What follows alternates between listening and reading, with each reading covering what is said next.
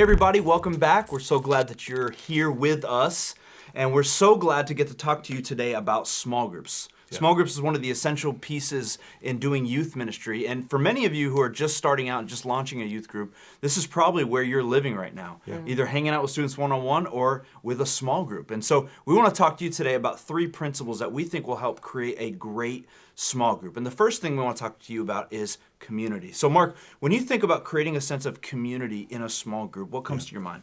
Well, I think one of the most important things you need to create in community is a genuine care for one another, right? If you're trying to create an environment that students are going to be vulnerable and share with each other, then it needs to be an environment where the students genuinely care for each other. And they may not have any reason to care for each other if it's just the collection of kids that are at your church.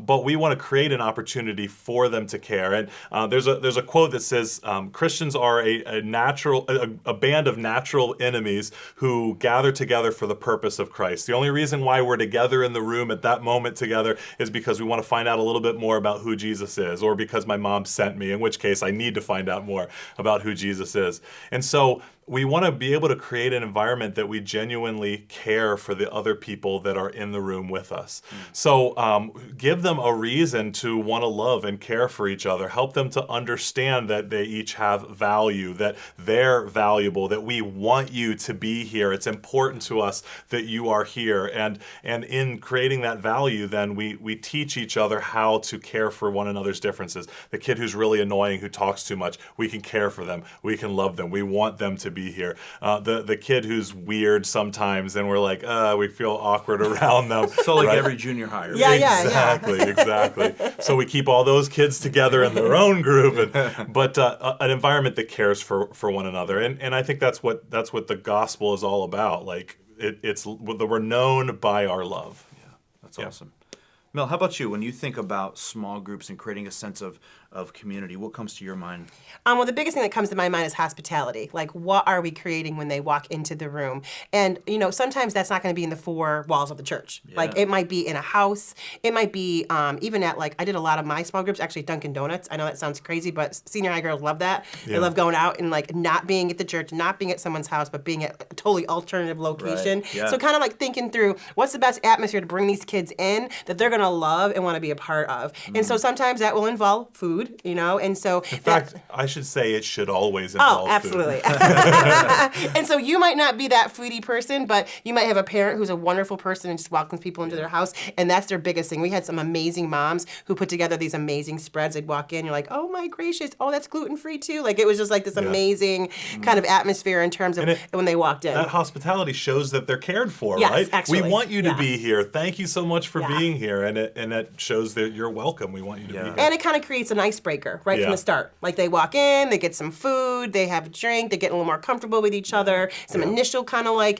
interactions with each other if it's a little awkward, because I think, we're talking a little bit about what's that like face-to-face all of a sudden, right? Sure. Yeah. One of the things that you brought up earlier when we were talking before this video was this idea of your kids, when they're talking and they're hanging out with their friends online and they're playing and they're laughing, and then they get together for a play date, or they get together in real life and they don't have any idea how to interact with each other, right? Yeah, they're the most awkward people in the world. I'm like, what is wrong with you guys? Yeah, and I love the idea of doing small groups in your home. Because I do think there's a sense, especially if you're married or if you have kids, but even if not, you're modeling to them what community looks like. Yeah. You're modeling to them what having actual person-on-person relationships looks like. Because the digital world is not the real world. Right. And so if they only know how to live there, they're going to really miss out on real biblical community. Yeah.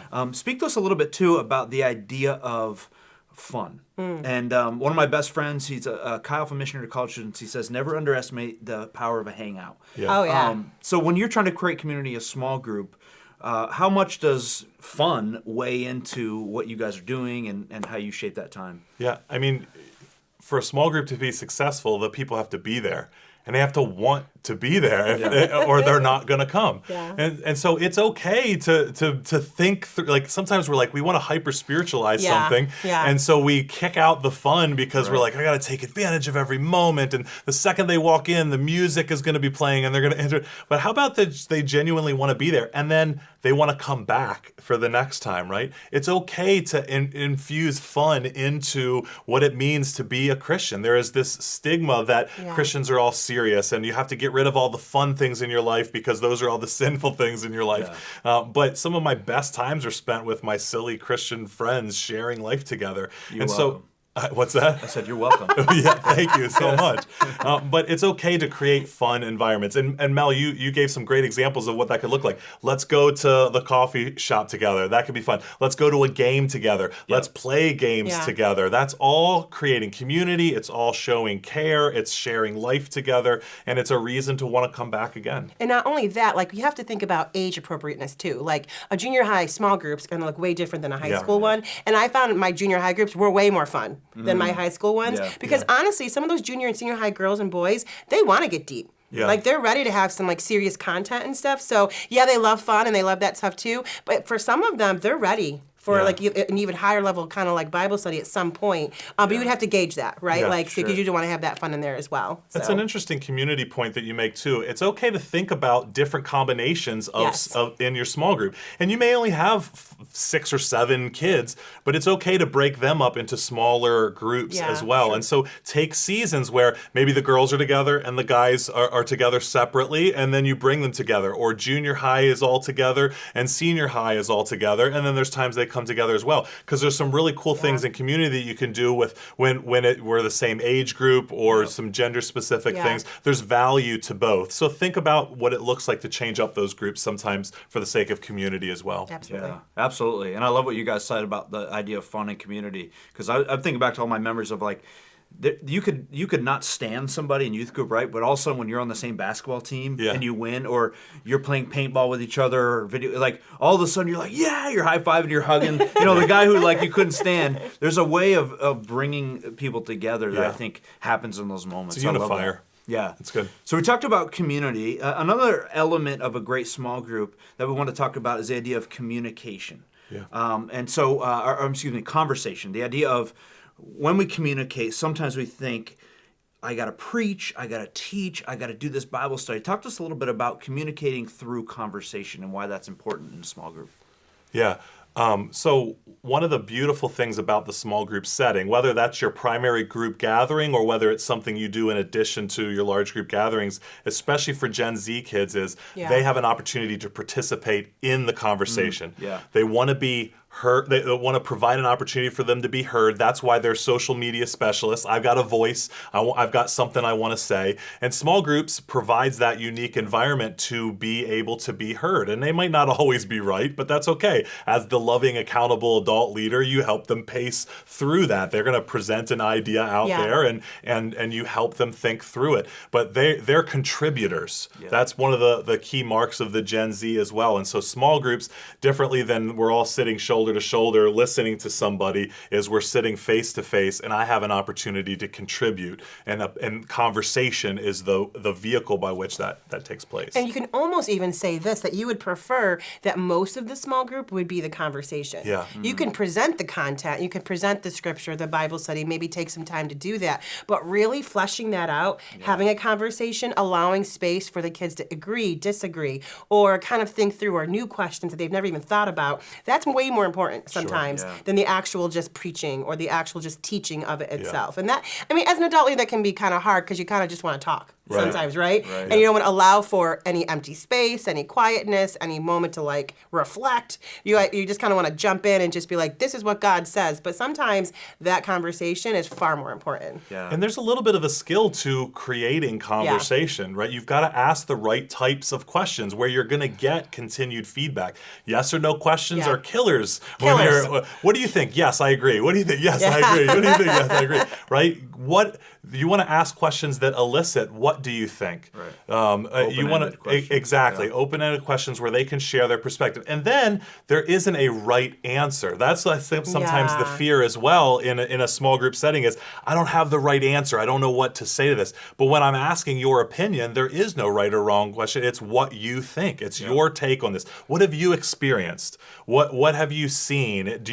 Has this been true in your life? Explain that a little bit more. And always have that follow-up. Explain to me a little bit more what you're thinking there. Get them to think. Even that junior high kid Yeah. can give you a little bit more information about what they're thinking to elicit more out of the conversation. I love that. And my follow-up question to you guys on the idea of conversation, because inevitably every small group is going to run into two kids. Yep. One, the one that doesn't shut up or stop Yeah. talking. Oh, yeah. And two, the one that will never talk. Yeah. How do you deal with that in cultivating great conversation? Because the one that doesn't stop will kill The oversharer. the overshare. Nobody else wants to come. Yeah. And then sometimes you get a whole group of undershares that nobody wants to speak. So, Yeah. Mel, tackle that one for us. What did you do to deal with both of those types? Well, I think to recognize that the small group is an awesome experience for the introvert is really important. It's a smaller setting. It's not the big church setting.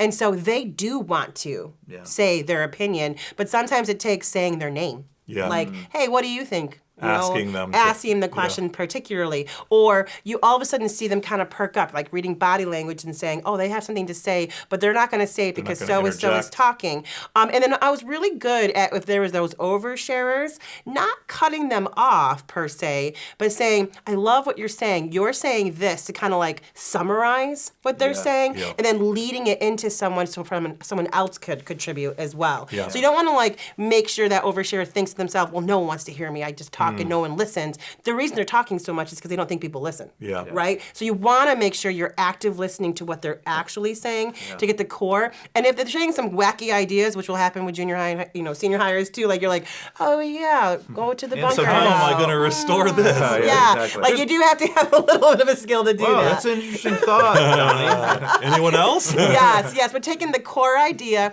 turning it towards the topic, and then asking someone Refocusing it. else, it's a really great way to get the conversation going and shifting in all sorts of And just a places. little practical thing as well. You're going to know who those students are pretty Absolutely. quickly.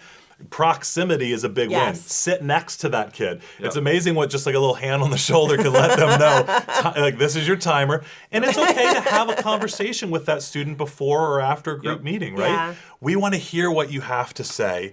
We believe your words are valuable, but we want to hear what everyone in the room has to say. And so letting them know, hey, let's talk about this a little bit more later. It seems like there's a lot of something that you want to talk about here. Let's plan on talking about that a little bit later together, and acknowledging their contribution, but also helping the rest of the group be able to contribute. Which as you well. talked about format a little bit, like don't be afraid to break up into even smaller times. Sure. Like you might ask an open question, be like, how about you talk to your partner? Yeah. And so they get to talk to you, communicate, so you don't have just the sharing out, Yep. but a little bit of more intimacy. That's great. And then saying, okay, well, what did each group say? So Yep. already you're kind of creating a little bit of a diverse way of communicating itself. Yeah, absolutely. One other practical tip we used to use is, and this helps with the overshare and the non-shares, we say, let's go around and each person, I want Yeah. to hear from each of you. Because then the overshare can only talk once, and then they got to wait. Yeah. And then the undershares, it kind of puts them on the spot or gives them an Sure. opportunity depending on where they're at.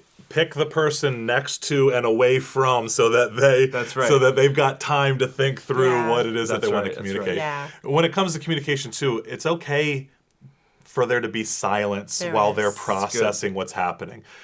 Sit there and wait. Give them time. Yeah, don't immediately interject, right? Exactly. Yeah. Yeah. Sometimes they just have to really think through and genuinely spend time struggling with whatever the question And tell is. them, because there'll always be that kid that'll be like, that was awkward, no one's talking. Like they'll always say that, but be like, Because they got to break the awkward. yeah. And then that's a good opportunity to build community and be like, it's okay.